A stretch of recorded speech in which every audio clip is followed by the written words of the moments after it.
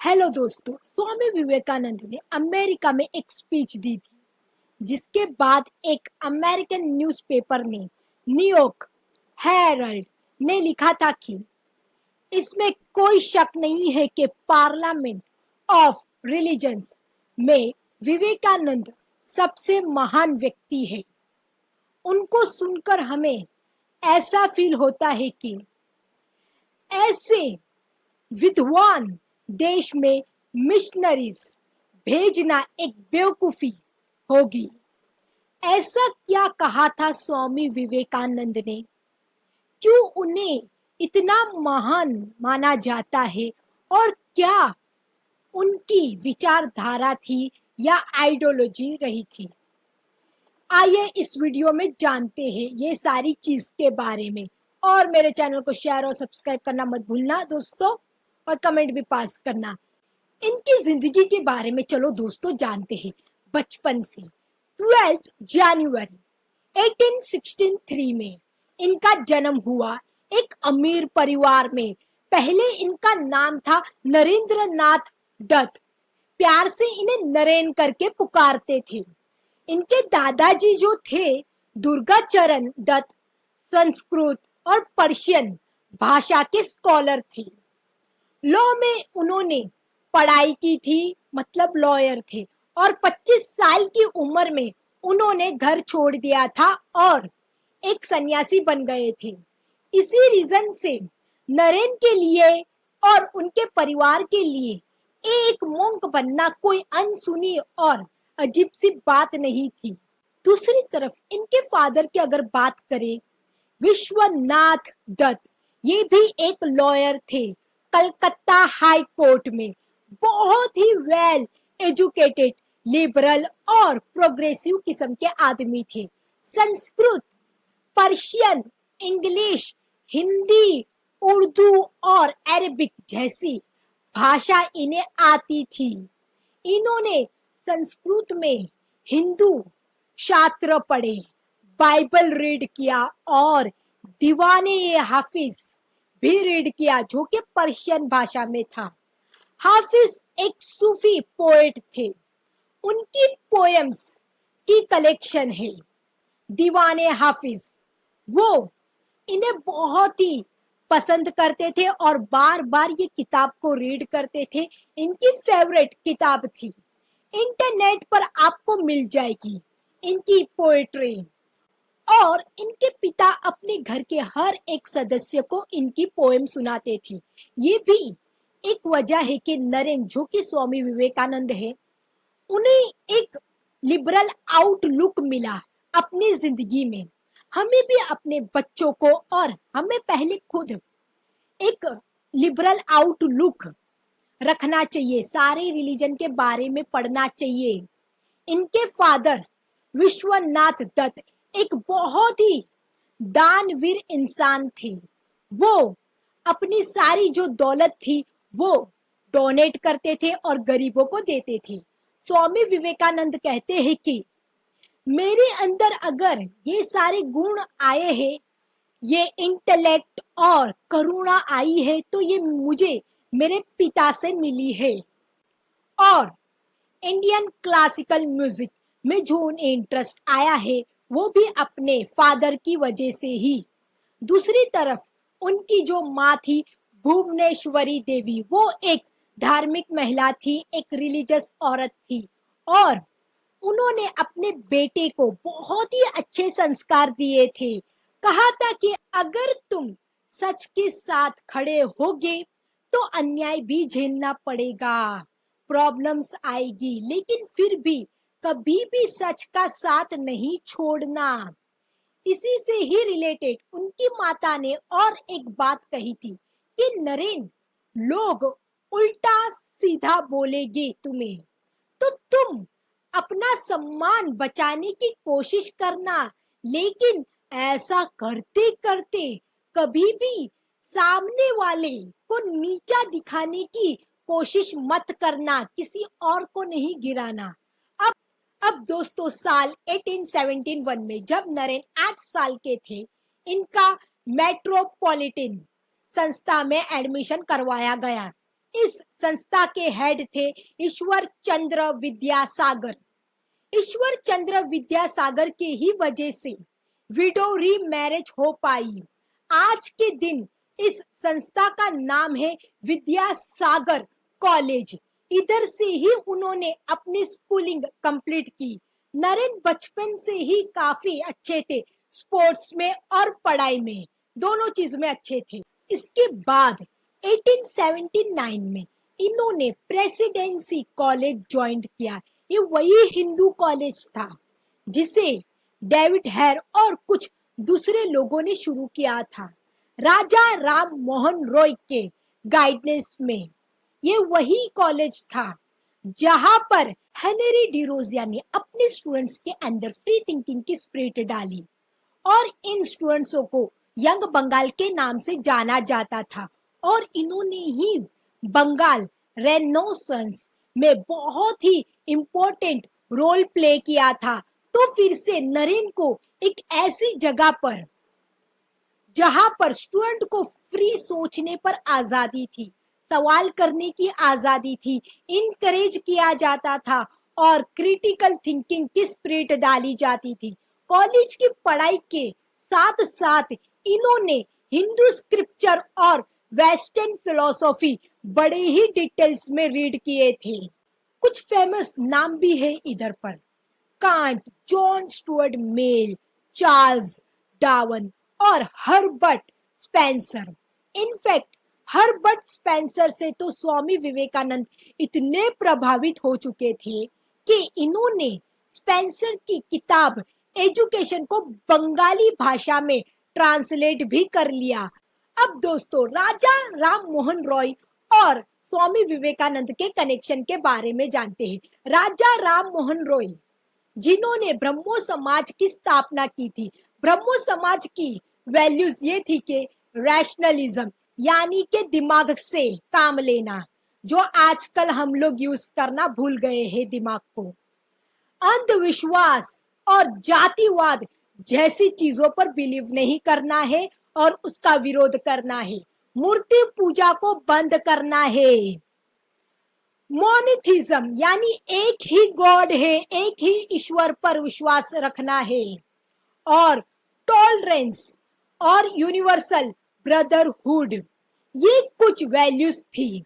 आजकल धर्म के नाम पर उलट सुलट सिखाया जाता है। स्वामी विवेकानंद के टाइम तक ये जो ब्रह्मो समाज का ग्रुप था, ये कई सारे ग्रुप में बढ़ चुका था, हिस्से हो चुके थे। तो कॉलेज के बाद नरेन को भी इनमें से एक ग्रुप ज्वाइन करना था, तो उन्होंने एक ग्रुप ज्वाइन कर लिया जहां पर उन्होंने अपने जैसे ही लोग पाए, मतलब सेम इंटरेस्ट वाले व्यक्ति मिले। रिलीजन और स्पिरिचुअलिटी जैसे इन सब से कई साल पहले आदि शंकराचार्य ने उपनिषद के बेस पर आदि वेदांत के प्रिंसिपल दिए थे। अहम ब्रह्मास्मि, मैं भी हूँ ब्रह्म, तुम भी हो ब्रह्म, ये जगत भी ब्रह्म है। सारी चीज जो है ना वो ब्रह्म से बनी हुई है। खुद को और दूसरों में फर्क मत करो, क्योंकि ये दोनों चीज जो है वो एक ही है, वो है ब्रह्म। आत्मा और परमात्मा अलग नहीं है, तो लोगों के बीच में फर्क क्यों करना। यही आदि वेदांत प्रिंसिपल को राजा राम मोहन रॉय ने प्रीच किया था, ब्रह्मो समाज और वेदांत कॉलेज बनाया था। इसको ही बाद में स्वामी विवेकानंद आगे लेके गए। इन्होंने न्यूयॉर्क में वेदांत सोसाइटी बनाई।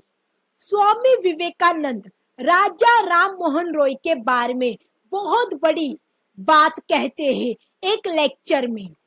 वो ये कहते हैं कि अगर किसी को कुछ देते हो तो इस तरह दो कि जैसे गुलाब खुद खुशबू देता है। महान हिंदू सुधारक राजा राम मोहन रॉय ऐसे ही सेल्फलेस काम के लिए जाने जाते हैं और अद्भुत उदाहरण है। उन्होंने भारत के लिए पूरा जीवन समर्पित कर दिया। ये वही थे जिन्होंने विधवाओं का सती होना बंद करवाया। उन्होंने ब्रह्मो समाज की स्थापना की। एक यूनिवर्सिटी बनाने के लिए उन्होंने लाखों रुपये दे दिए और हमने राम मंदिर बनाने के लिए करोड़ों रुपये दे दिए। उसके बाद एक तरफ हो गए और कहा कि मेरे बिना ही काम आगे बढ़ाओ। उन्हें रत्ती भर नहीं परवाह थी कि कोई मुझे कुछ दे, उन्हें क्रेडिट चाहिए ही नहीं था और ना ही उन्हें अपने लिए कुछ चाहिए था। एक और इंटरेस्टिंग बात है, इधर पर रविंद्रनाथ टैगोर का भी कनेक्शन दिखाई देता है, राजा राम मोहन रॉय से और स्वामी विवेकानंद से, जो अलग अलग ग्रुप के थे। इनमें दो बड़े लोग फेमस थे, केशव चंद्र सेन एक थे और दूसरे थे देवेंद्रनाथ टैगोर, जो कि रविंद्रनाथ टैगोर के फादर है। देवेंद्रनाथ टैगोर ने ब्रह्मो समाज को वेस्टर्न एसोटेरिसिज्म से जुड़ा है। मतलब ये ऐसा आइडिया है, एक ऐसी विचारधारा है जो साइंस और रैशनलिज्म से भी और क्रिश्चियनिटी रिलीजन से भी काफी अलग है, जैसे कि फ्री मैशनरी। अब ये एक ऐसी मोरलिटी सिस्टम है जिसमें सिंबल यूज किए जाते हैं, एक तरीके से रिलीजन या कल्ट समझ लो। अगर आपने ये फेमस मूवी देखी हो द विंची कोड या इसकी नोवेल पढ़ी हो तो आपने फ्री मैशनरी के बारे में सुना होगा। काफी कॉन्स्पिरेंसी वाली थ्योरीज बनाती है फ्री मैशनरी में। बात ये थी दोस्तों, नरेन ने कलकत्ता में फ्री मैशनरी लॉज को भी ज्वाइंट किया था और 3 महीनों में इन्हें मास्टर मेशन की पोजीशन मिल गई थी। माना जाता है कि जब वो शिकागो में थे तब इनके फ्री मेशन दोस्तों ने इनकी बहुत ही हेल्प की थी। हैरानी की बात यह है कि दोस्तों के ये सब कुछ उन्होंने 20 साल की उम्र में ही हासिल कर लिया था। आज के दिन 20 साल का लड़का या लड़की क्या अचीव कर रही है इन 20 सालों में? सोशल मीडिया पर शो ऑफ करना, यूट्यूब पर वल्गर वीडियो बनाना या फिर रील्स बना के देखना, दिन रात रील्स देखना। और नरेन के साथ कंपेयर करें, उनकी कितनी जिज्ञासा थी, कितने अलग अलग सोर्सेस से वो नॉलेज गेन करते थे, कितने ओपन माइंड के थे और कितनी सारी किताबें रिलीजन के बारे में पढ़ते थे। अपने रिलीजन के बारे में भी पढ़ा और दूसरों के रिलीजन के बारे में भी पढ़ा उन्होंने, तभी जाके उन्होंने कुछ बोला है। इधर पर एक और इंटरेस्टिंग विचारधारा है, आइडियोलॉजी है, जिसमें नरेन जाके शामिल होते हैं। इसका नाम है ट्रांसडेंटलिज्म। ये एक ऐसी मूवमेंट थी, विचारधारा थी जो नेचर को रिस्पेक्ट देने पर जोर देती थी। वो कहते थे कि पर्सनल स्पिरिचुअल एक्सपीरियंस जैसी भी कोई चीज होती है, हर वक्त सोच समझ के नहीं चलता है हर काम। दुनिया को सिर्फ मटेरियल सेंस से नहीं देखना चाहिए। इधर पर स्वामी विवेकानंद का एक विचार है, वो कहते हैं कि इस बात से क्या फर्क पड़ता है कि जीसस किसी वक्त थे या नहीं रहते थे। अगर मोजेस ने जलती हुई झाड़ियों में भगवान या खुदा को देख लिया तो क्या तुमने भी देख लिया है? अगर मोजेस का भगवान को देख लेना ही काफी है तुम्हारे लिए, तब तो मोजेस का खाना खा लेना भी तुम्हारे लिए काफी हो सकता है।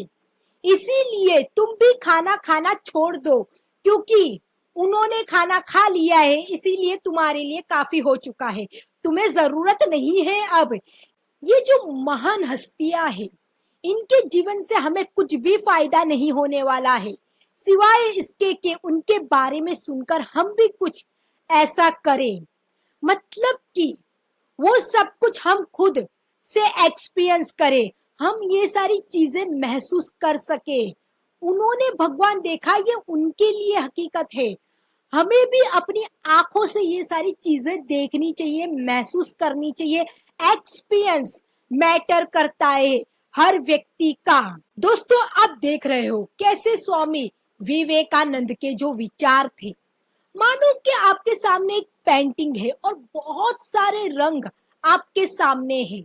हिंदू धर्म की किताबें हैं, बाइबल है, दीवाने हाफिज की कविता है और राजा राम मोहन रॉय के विचार है, वेदांत का ज्ञान है, वेस्टर्न फिलोसॉफी का ज्ञान है, वेस्टर्न एसोटेरिसिज्म, फ्री मेशनरी और ट्रांसडेंटलिज्म, इन सारे रंगों को मिक्स करके कुछ ऐसा बनाया, एक यूनिक चीज बनाई और एक खूबसूरत ज्ञान दिया हम सबको। एक खूबसूरत पेंटिंग समझ लो या फिर एक खूबसूरत विचार समझ लो, जो आपको समझना है वो समझ लो। लेकिन ये सारी चीजें जो है ना, हम भी कर सकते हैं अगर हम भी इन्हीं रंगों का या इन्हीं सारे ज्ञानों का यूज करें, मिक्स करके कुछ बनाए, तो हम भी उनके जैसे बन सकते हैं। दोस्तों, स्वामी विवेकानंद फिलोसोफर से सन्यासी कैसे बने, इसके बारे में हम नेक्स्ट वीडियो में जानेंगे। और मेरे चैनल को शेयर सब्सक्राइब करना मत भूलना, लाइक भी करना, कमेंट भी पास करना।